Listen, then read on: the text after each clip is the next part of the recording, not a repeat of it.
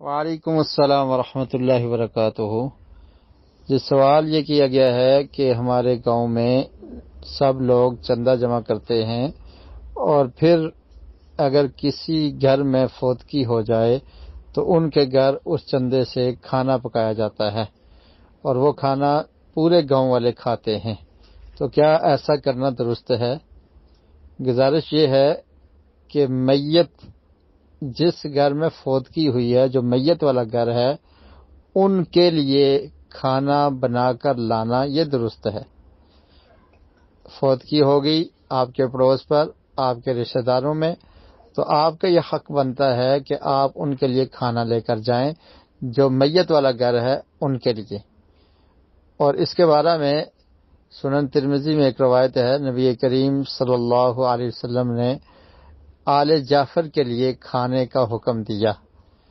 حدیث کے الفاظ ہیں، لما جاء نعی جعفر قال النبی صلی اللہ علیہ وسلم، جب جعفر الطیار شہید ہو گئے، جنگ موتا میں یہ شہید ہوئے، تو ان کی وفات کی خبر آئی تو آقا علیہ الصلوۃ والسلام نے ارشاد فرمایا، اصنعوا لأہل جعفر طعاما، کہ اہل جعفر کے لیے جو اس کے گھر والے ہیں ان کے لیے کھانا تیار کرو،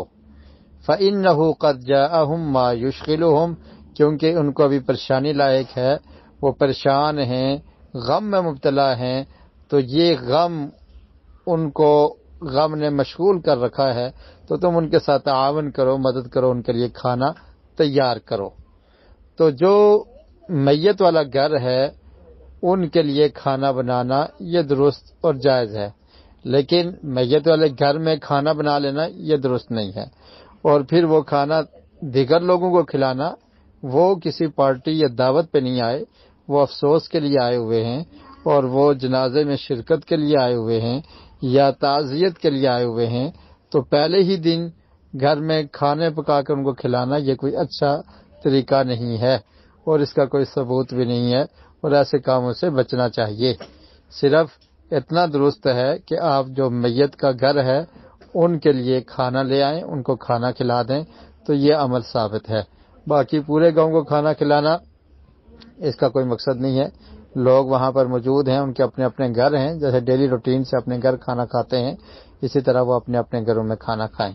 واللہ اعلم بالصواب۔